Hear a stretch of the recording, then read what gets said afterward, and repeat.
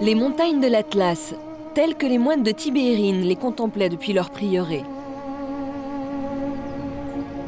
La route qui nous y conduit reste l'une des plus dangereuses d'Algérie. Le Père Lassos en connaît chaque virage.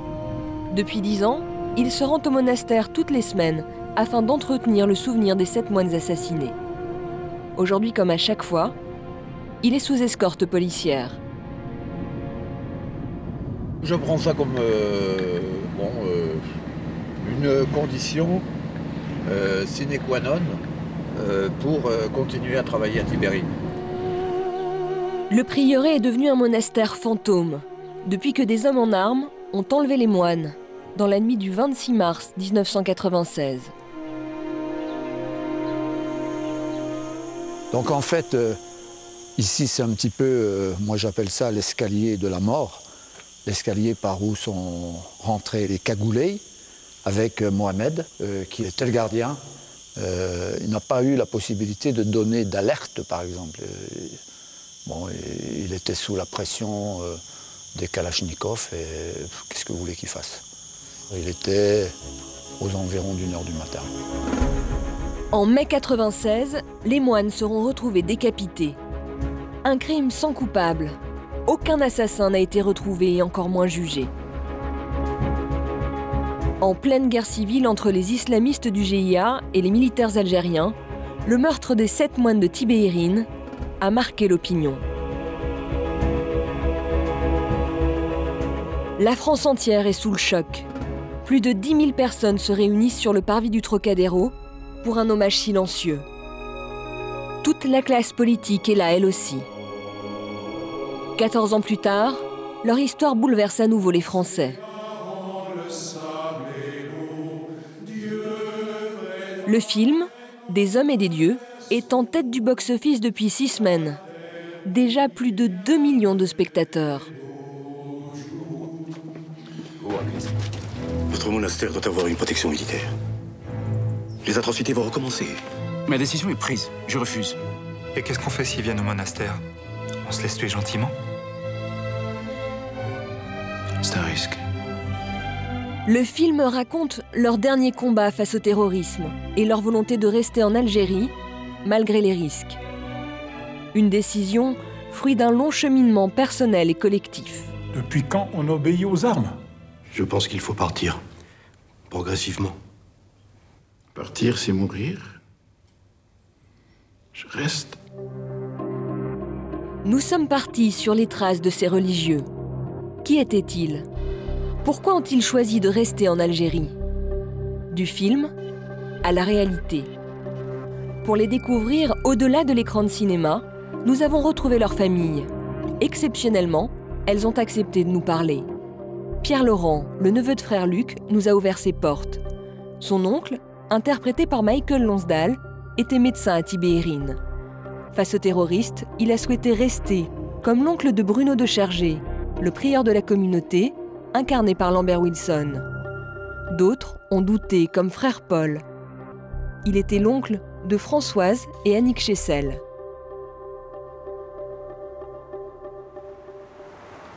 Voici l'homme qui a imaginé le film. Étienne Comard est le scénariste des Hommes et des Dieux. Avant d'écrire, il a rencontré les familles de chacun des frères. Il s'est tout particulièrement appuyé sur Pierre Laurent. Bonjour Pierre, vous allez bien?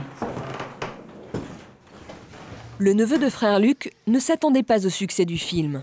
Aujourd'hui encore, il a du mal à se dire que son oncle est devenu une célébrité.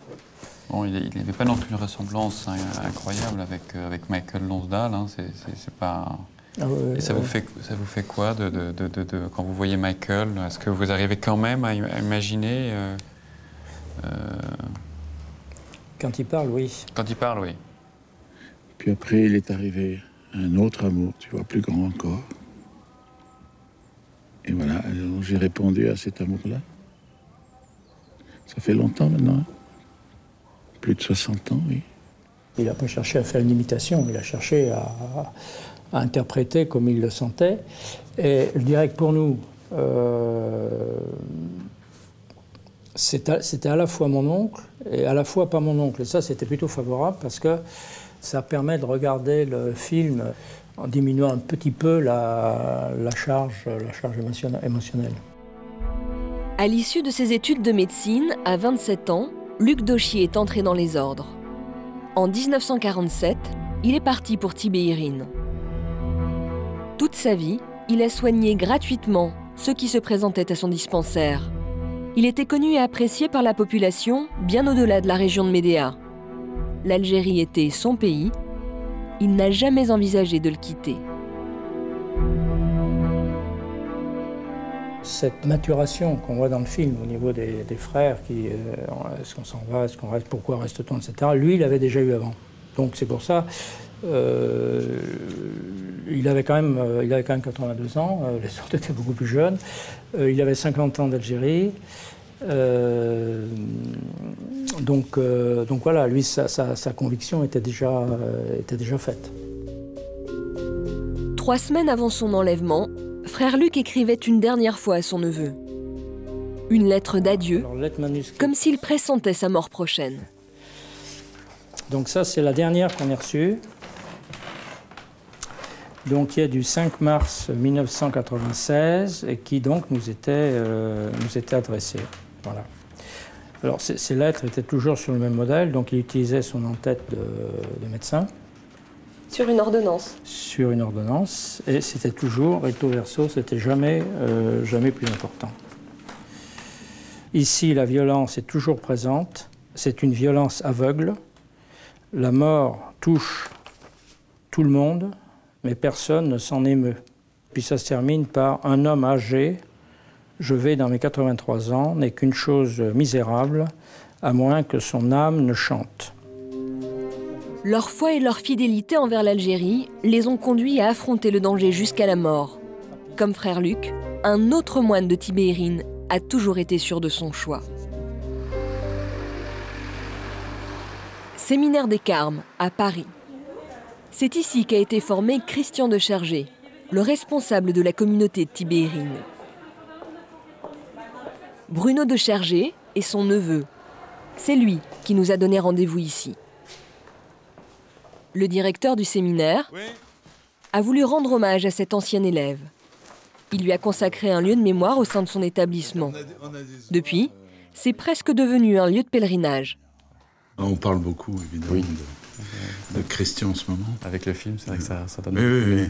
Et on est énormément sollicité pour les visiter la chambre. Enfin, il y a le bouche à oreille. Séminariste, Christian de Chergé a vécu 2 ans ici. Sa cellule a été transformée en lieu de méditation. Tout y rappelle son parcours. Ça correspond tout à fait à sa vie monastique.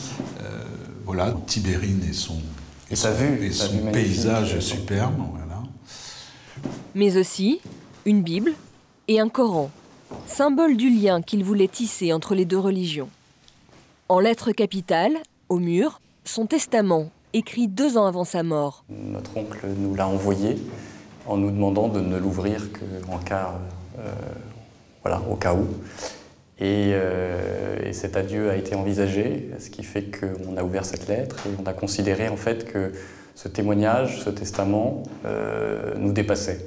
Et on retrouve tout dans ce testament, on retrouve le don de soi, il avait tout donné, et il nous le rappelle, il nous dit vous, famille, n'oubliez pas que j'ai tout donné à Dieu et à ce pays.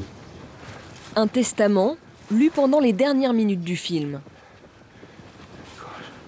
Ma vie n'a pas plus de prix qu'une autre. Elle n'en a pas moins non plus. Je ne saurais souhaiter une telle mort. Je ne vois pas en effet comment je pourrais me réjouir que ce peuple que j'aime soit indistinctement accusé de mon meurtre. Et toi aussi, l'ami de la dernière minute, qui n'aura pas su ce que tu faisais, oui, pour toi aussi, je le veux, ce merci et cet adieu envisagé de toi, et qu'il nous soit donné de nous retrouver, larrons heureux, en paradis, s'il plaît à Dieu notre Père à tous deux. Amen, Inch'Allah.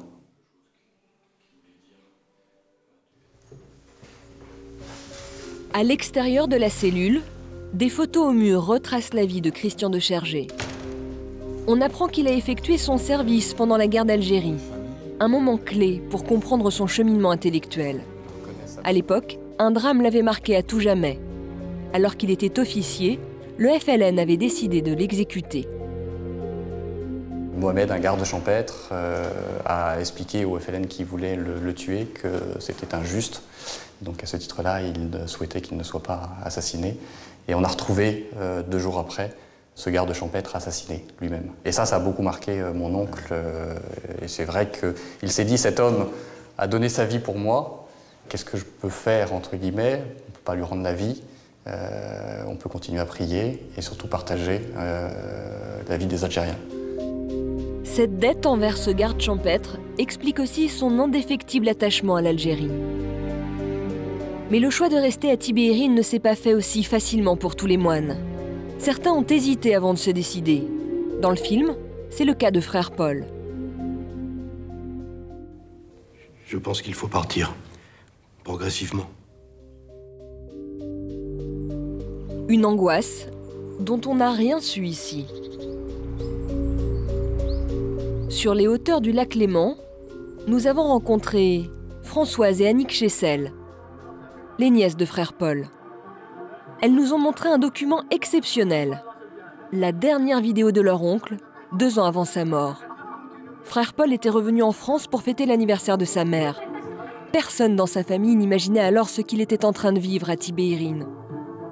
On avait l'impression qu'ils étaient un peu intouchables, quoi. On se dit, bon, ils sont dans un petit bled, dans le milieu rural, il n'y a pas de problème avec leurs voisins puisqu'ils n'en parlaient pas.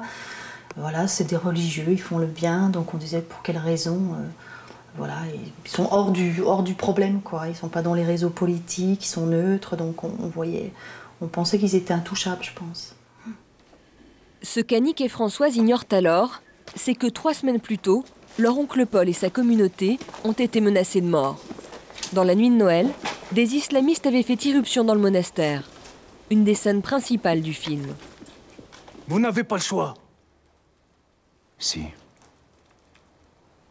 J'ai le choix. Sur la vidéo tournée en famille quelques jours après, Paul est souriant, comme toujours. Mais il est aussi plus silencieux. Il semble absent, préoccupé. On a fêté les 80 ans de ma maman au restaurant. J'ai revu tout le monde. Il ne nous fait pas du tout part des problèmes qu'il y a eu pour lui, sa communauté, quelques semaines avant. Donc on le sent là, dans la fête, puis en même temps, en arrière-pensée, il y a certainement tout ce qu'ils viennent de vivre et ce à quoi ils sont confrontés là-bas en Algérie. C'est à cette époque que frère Paul va décider de rester en Algérie, malgré le danger. Ma vie, elle est là-bas, elle est... Enfin, ici, avec vous.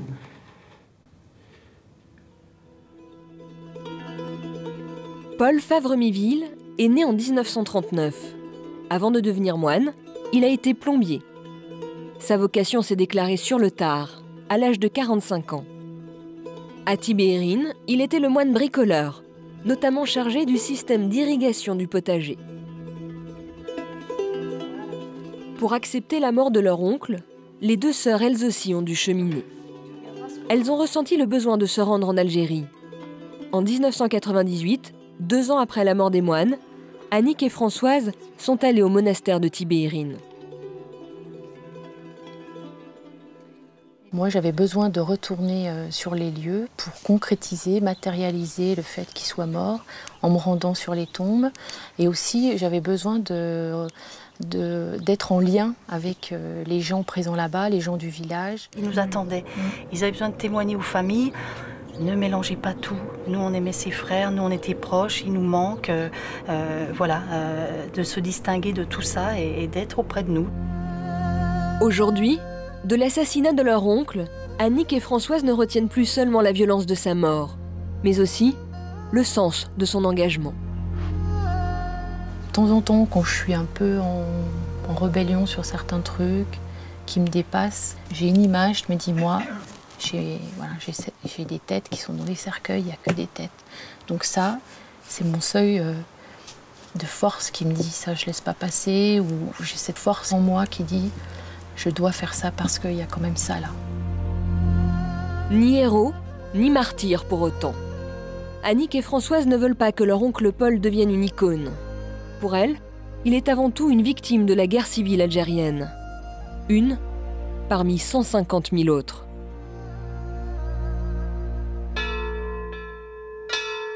Abbaye de Scormont en Belgique. Comme à Tibéirine, les moines sont ici des trappistes. Leur vie est rythmée par le travail et la prière. Le père Armand Veilleux est le responsable de la communauté. Avant de s'installer en Belgique, il y a 13 ans, ce Québécois était le numéro 2 de l'ordre cistercien. À ce titre, il a rendu une visite officielle aux moines de Tibéirine 2 mois avant leur enlèvement. Ce document jusque-là inédit est un compte-rendu de sa visite. Voici ce qu'il écrivait. Votre situation même aujourd'hui n'est pas sans danger. Vous vivez ce danger avec sérénité et maturité. Je ne crois pas que personne d'entre vous désire une mort violente. Mais je crois que tous, vous l'avez accepté comme une possible conséquence de votre choix. Cette acceptation sereine vous donne une réelle paix. Quand je suis arrivé là, la question de savoir s'ils devaient rester ou non ne se posait plus pour eux. Ils étaient déjà arrivés à une décision qu'ils ne remettaient pas en question. Vous n'avez jamais eu des regrets a posteriori? Vous ne vous êtes pas dit, j'aurais dû les mettre plus en garde, leur dire de rentrer peut-être? J'y ai pensé souvent, mais à chaque fois, je me suis dit, non. J'ai été témoin de leur décision. Dans une situation pareille, vous auriez fait ce choix-là? J'espère que j'aurais eu le courage de le faire. De continuer à vivre sa vie normale, ses obligations normales, même lorsque les situations deviennent plus dangereuses. Le père Armand Veilleux n'éprouve pas de cas de conscience, mais la tragédie des moines de Tibéirine lui laisse un goût amer. La veille des obsèques, alors qu'il était envoyé par le Vatican pour représenter l'Église aux funérailles, il a eu la désagréable impression qu'on lui cachait quelque chose. Il a alors demandé aux autorités de voir les corps pour les identifier. On nous a dit non, c'est pas possible parce que ça va être comme pour les soldats qui sont morts au combat. On les remet toujours aux familles dans un cercueil scellé et qu'on ne l'ouvre jamais. Si on ne les voit pas, on ne sera jamais sûr que ce sont eux.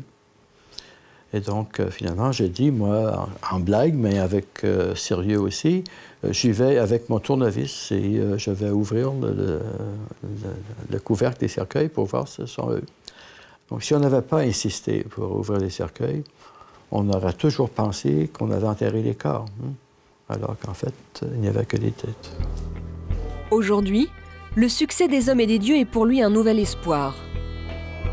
Armand Veilleux a même accepté d'animer un débat dans un cinéma de sa région. Ça va? Il espère que l'engouement autour du film permettra de faire avancer l'enquête judiciaire. C'est lui, et non l'État français, qui a saisi la justice en 2003 en portant plainte au nom des cisterciens. Comme les familles des moines, Armand Veilleux est prêt à pardonner, mais il veut savoir à qui.